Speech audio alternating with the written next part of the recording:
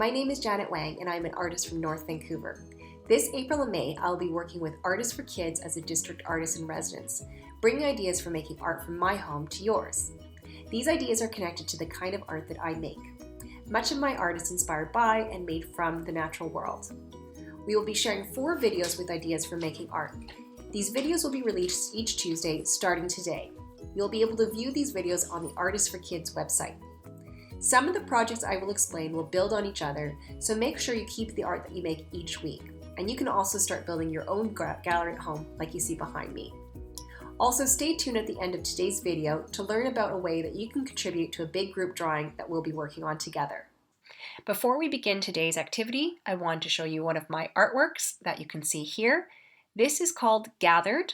I created this last year, and this is an ink drawing on paper.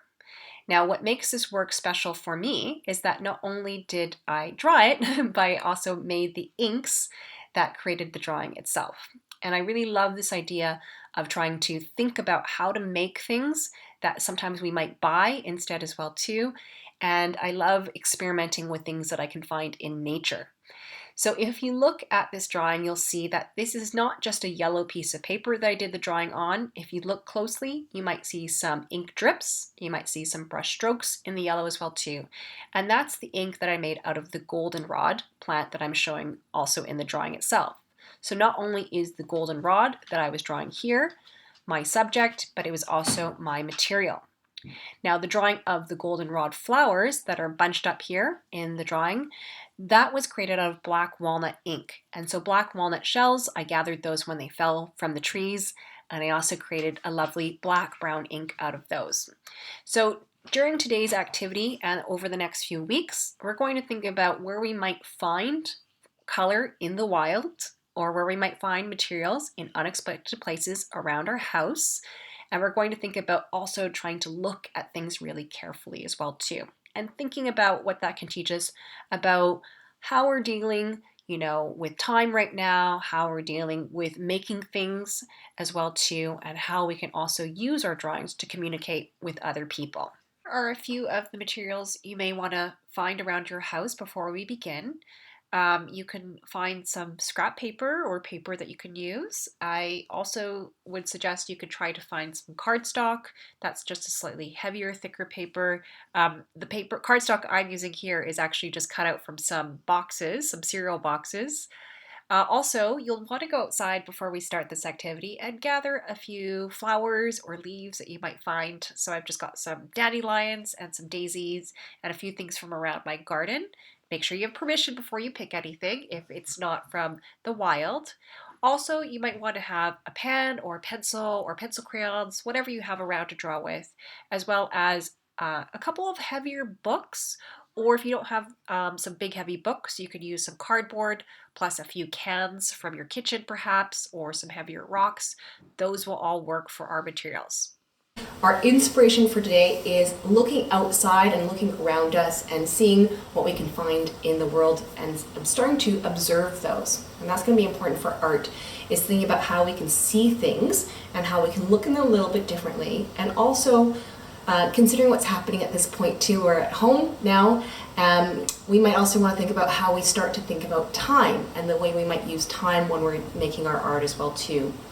One of the most important things I had to learn as an artist, and I try and teach to my kids as well, is that when we're drawing and we're making art or we're painting, sometimes we need to slow down and really learn to see the world through a different lens, look at things carefully as well too, and be an observer. It's drawing as much as is about seeing as it is about making something too, but we'll put those two things together. Okay, so our aim for today is we're going to make some little drawings based on what we found outside, and we're going to turn that into a little postcard or a trading card, something that we can either send to our friends later on, or to a grandparent, or to somebody that's further away, or we can keep and make as a trading card, and we can trade that with maybe your brother or your sister if you make a few of these as well too, so that could be kind of fun. Okay. So I'm going to pick something from all the different flowers and leaves that I picked. I think I'm going to go with this lovely fern that we see here because I think it's got a lot of interesting shapes. And so I'm going to play around with drawing these. And I'm going to do it actually 2 different ways. And I'm going to start with my pencil, or with my pen, whichever one you guys prefer as well too. But we're going to think about how we actually look at something that is as beautiful as this and has as many different shapes around it and so forth. And we'll do 2 different ways of looking at it and drawing it today. Okay. So the first thing I'm going to do is set myself for my drawing. So the first drawing I'm going to do is called a blind contour drawing. And it's kind of a fun one in that you're not actually allowed to look at your hand holding your pencil while you're drawing. So you're going to be turning yourself, let's just say this is my drawing hand. I'm going to turn myself this way. So I'm looking at my fern leaves. I'm going to have my pencil over here. So it's actually outside of what I can see. I'm going to start drawing that. And what I'm going to try to imagine is as I'm looking at this fern, and my pencil is going to be doing the same thing as my eye is doing, I'm going to have my eye crawl up one of these lines really, really slowly. Like there's a little ant on this fern and it's taking its time walking up that stem. And that's going to be the first line I'm going to draw for this fern, okay? And that, if that's your flower, that might be the stem on it. And then once I've gotten to the top of that, I'm going to try and do that slowly. While my eye is walking up that slowly, I'm going to also have my hand going up really slowly, making that same mark on my paper. So my eye is walking and crawling up just like a little ant would up that fern. At the same time, my hand is going to be crawling with my pencil on my paper. And I might get a kind of funny looking drawing, but I'm not really worried about making this perfect. I'm thinking more about how I see things. So you can hold it up, or you can put it down on the table in front of you as well too, and you can look at it that way, whatever's more comfortable. And we're going to try and do this really slowly. So a drawing like this could take me 5 minutes. It could take me 3 minutes. Some people I've seen, they've done this for 10 minutes. That's a long time. So I'm going to have my hand moving here, and I'm just going to march very slowly like that ant. I can see that line goes up nice and straight at first. Oh, that ant is going up the stem. He's halfway up. And then I can see that my fern starts to curve. So I'm going to also have my hand start to curve with that as well too. I'll show you my drawing once I'm done this as well too. Okay, so I'm watching that, and then I'm going to start seeing that the little fern as well too has these nice little jagged kind of serrated edges here, so I'm going to try and draw some of those at the top of the fern. And then I'm going to see as well too that when I'm looking at this fern, I'm going to have to remember to blink too because I'm staring at this. I'm remembering that little ant, he's exploring around the edge of each of these little leaves. The leaves on the fern are getting a little bit bigger. I can see that down each one of those individual leaves there's actually a line. So we call a little vein going down those. So I'll try and connect there. And one of the important things about your blind contour drawing is to never lift your pencil from the paper, okay?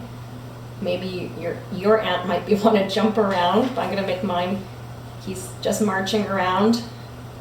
Yeah, nice kind of little steady ants march. And I'll keep going around here. We're going to find the lines around what we call the contour. And the contour is the outside edges of the shape or the object that we're looking at. And then there's the lines also inside that make up the details. So that might be things like the vein going down each leaf. Oop, my paper's moving on me.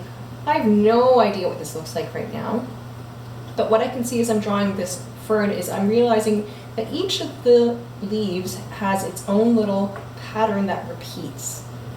And we're going to see that each of those leaves is a repeat of the other one. They maybe just change in their size.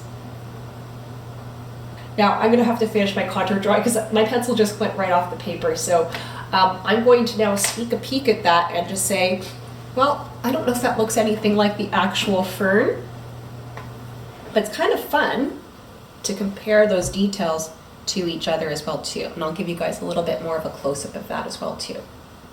Now, what we're going to do for the next drawing is we're going to you can take the same object or you can choose another one of your flowers or leaves that you've picked as well too.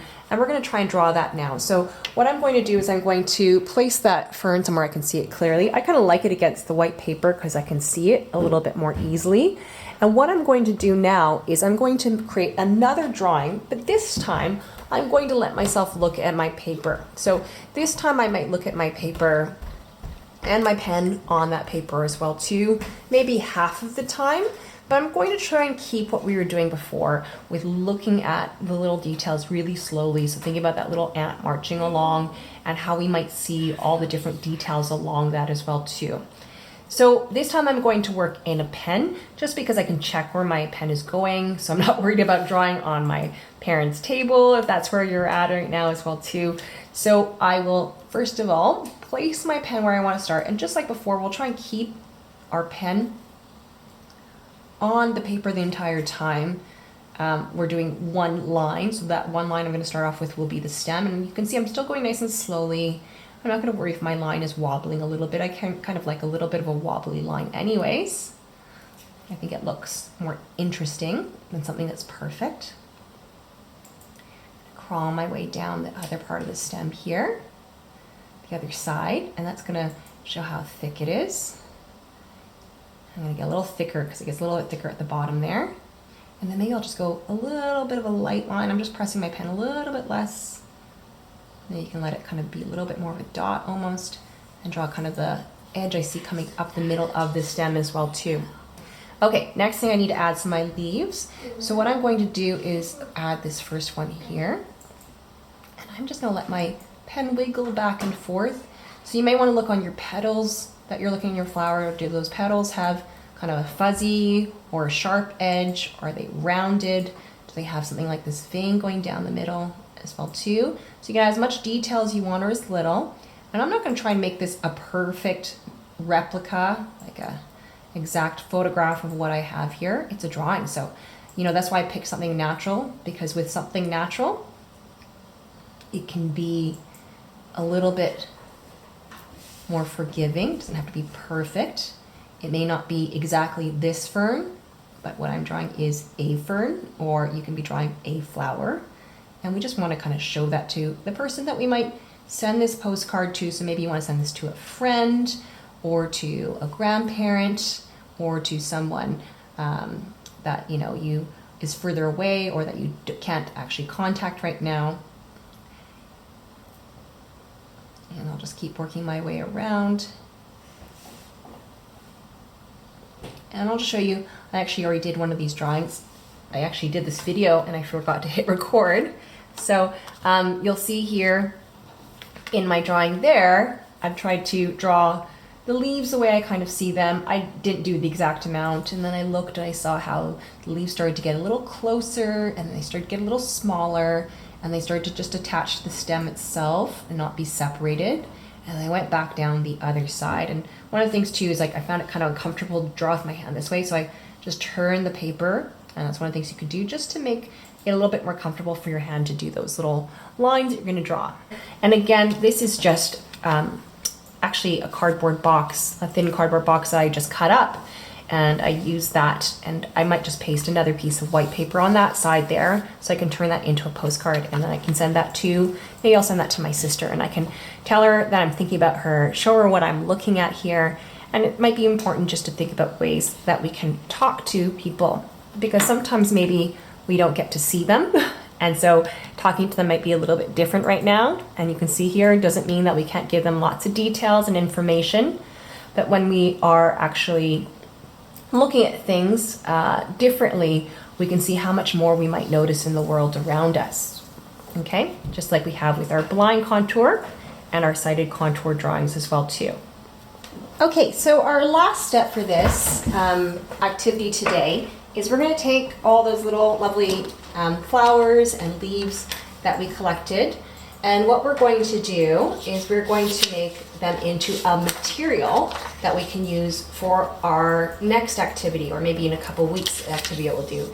So one of the things I just wanted to kind of point out is that maybe we don't have a lot of paints or pencils around us at home, but what we can always find is in nature, there's lots of color and there's lots of things that we can play with, and I love to do that. I love to go out and gather different things I find. So I will gather, you know, walnuts when they fall from a tree and make a nice black ink out of, brown ink of that. And I might gather some flowers and I might boil them a little bit, and I can get some of the colors from their petals as well too. So I'm going to take some of these things that I've already gathered. So I've taken just a piece of just normal paper, and it can just be a piece of scrap paper. So if you have, you know, a sheet that you were doing some of your, like, you know, notes on or something, or a little drawing that you don't want to keep anymore, you can go and look for one of those pieces of paper from your recycling bin. And then what we're going to do is we're going to fold it in half just like this, just like it's a card. And we're going to just start placing some of these lovely little flowers. I found they're starting to wilt a little bit, so you kind of have to do this a bit quickly, onto that paper. For some of them that have a stem like this, I might take a pair of scissors and just cut the stem off so I can lie it down flatter. The thicker the flower is, the more time it might take to dry. But you'll see I've laid out my leaves, my flowers. You can have them overlapping, but they will get stuck together while we're doing this. Some of these will be on their own, so I can use them later on. And basically what we're going to do is we're going to just very gently fold over the piece of paper. I'm going to just tuck all my flowers there so they're a bit flatter. Gently press them down with my hand just so they stay kind of in place. I can see a few things want to sneak out. And I'm going to grab a book. And I want a nice big thick heavy book. You can see I already have actually a few things drying in here as well too. So a book can work. If you don't have any big thick books like this, you can think about using, you know, a couple pieces of cardboard, and then you can put some heavier things on top of it, maybe some rocks from outside that can hold and press down the two pieces of cardboard together. Or you could choose to maybe get some cans of, like, you know, good food or something from your kitchen, and those can also be a good way. So I'm going to open up the book, probably to the back of it right now. And then what I'm going to do is carefully take my little sandwich of flowers here, and then I'm going to close that book on them. Oop, that's wrinkling a little bit, so I'm just going to hold that flat with my hand. You can get a parent, or maybe if you've got a sibling there, they can help you with this as well too. We're going to keep that book closed for about 7 to 10 days, okay? So the longer you can leave it in there, the better. Give it a good little press. What's going to happen is all those flowers and leaves I have in there, they're going to dry and they're going to get flattened out. So these pressed flowers will actually keep a lot more of their color. They won't go brown as if we had left them out in the sun and the air. And so what you might want to do is I'll have this one book, and maybe I might put a couple more books on top of that, and I'll have a stack of those, and I'll maybe put a little note to myself and to my family not to touch those for a few days, or really, let's say 7 to 10 days would be best, and we'll come and revisit those. So that'll be a nice little experiment. We're going to see what our color looks like after a week or so. Okay, so that's something we're going to have there. You can make as much or as little as you want, but it might be nice to have a few different colors. So some green, some yellow, like dandelions are great. There's lots of little daisies out there. Maybe you can see what else you might find in your garden as well too, or along a trail. So just take a couple, and then we'll play around with that. Once you create your contour line drawings, we would love to see them. If you send a picture of your drawing to me by May 5th, I'll add it to a collaborative project. I'll use the first 50 drawings that I received to create one big drawing. I'll reveal this group project on May 19th. You can send in a picture of your drawing by email to afkinfo@sd44.ca, or post it on Instagram with the help of an adult using the hashtag AFK Group Drawing From Home.